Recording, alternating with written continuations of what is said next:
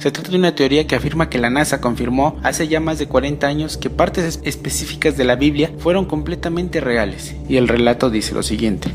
Una de las cosas más asombrosas que Dios ha hecho entre nosotros sucedió recientemente con nuestros astronautas y científicos de la NASA, en Greenbelt, Maryland. Estaban verificando la posición del Sol, la Luna y los planetas para saber dónde se encontrarían dentro de 100 años y en los próximos 1000 años.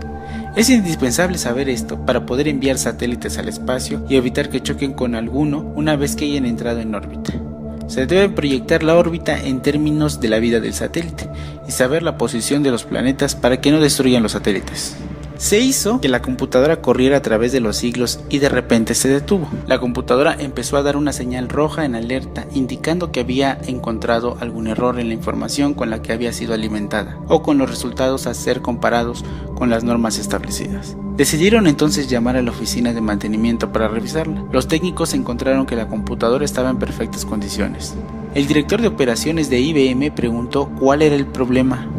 Y para su gran sorpresa hemos encontrado que falta un día en el universo del tiempo transcurrido en la historia. Empezaron, obviamente, a rascarse la cabeza.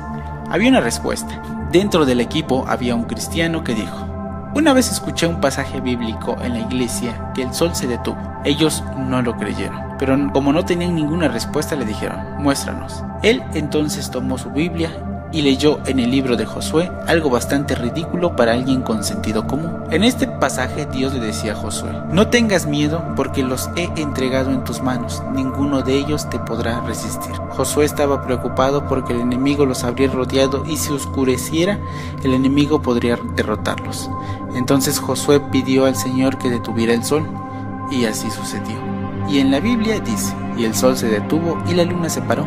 Y el sol se paró en medio del cielo y no se apresuró a ponerse casi un día entero. Los ingenieros del programa espacial dijeron: ese día es el que falta. Rápidamente verificaron en la computadora retrocediendo en el tiempo a la época descrita en la Biblia y descubrieron que se aproximaba, mas no era el lapso exacto del tiempo. El lapso que faltaba en la época de Josué era de 23 horas y 20 minutos. No era un día completo. Leyeron nuevamente la Biblia y allí decía: casi un día entero. Josué, capítulo 10, versículo 13. Esas palabras escritas en la Biblia son muy importantes. ¿Qué hay de los 40 minutos faltantes? Parte del problema había sido solucionado, no obstante faltaban 40 minutos y esto ocasionaba un gran problema. Si no aparecían esos 40 minutos, habrían grandes discrepancias en los cálculos espaciales, debido a que los minutos se multiplican muchas veces en cada órbita. Este cristiano recordó que hay un lugar en la Biblia donde se menciona que el sol retrocedió. Sus compañeros le dijeron que estaba loco nuevamente. Sin embargo, permitieron que les mostrara en el segundo libro de Reyes, capítulo 20, versículo del 8 al 10, donde la Biblia narra que Ezequías, quien estaba a punto de morir, fue visitado por el profeta Isaías, el cual dijo que no moriría. Ezequías no creyó y por tanto pidió una señal diciéndole a Isaías: ¿avanzará la sombra 10 grados o retrocederá 10 grados? Y Ezequías respondió: fácil cosa es que la sombra decline 10 grados, pero no que la sombra vuelva a 10 grados. Isaías invocó al Señor, y el Señor hizo que la sombra retrocediera 10 grados, que había avanzado en el reloj del sol de Ahaz. 10 grados son exactamente 40 minutos.